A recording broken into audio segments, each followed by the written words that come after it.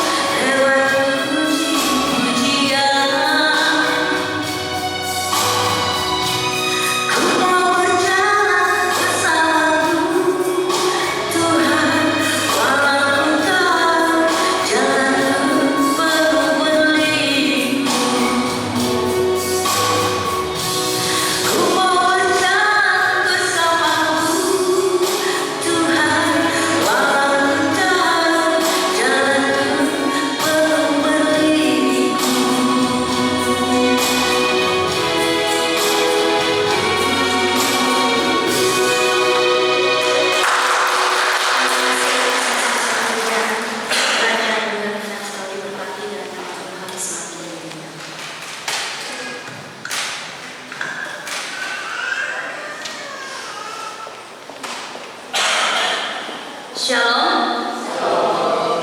Ada sukacita? Ada sukacita? Atau ada duka cita? Semoga kita semua senantiasa tetap berada dalam damai dan perlindungan Tuhan. Topik bacaan kita pada hari Minggu yang diberkati ini adalah mengenai surat Paulus untuk jemaat yang ada di Korintus. Ternyata pada waktu lalu ketika memberitakan Injil di Korintus, Paulus sempat berjalan dengan tidak lancar. Jika kita perhatikan pada bagian awal dari kitab ini, merupakan surat yang memberikan penguatan bagi yang berduka. Dia tempat yang menghibur kami dalam segala penderitaan kami. Kemudian di ayat 5, sama seperti kami mendapat bagian berlimpah-limpah. Kemudian ayat 6, jika kami menderita, hal itu menjadi penghiburan, dan lain sebagainya.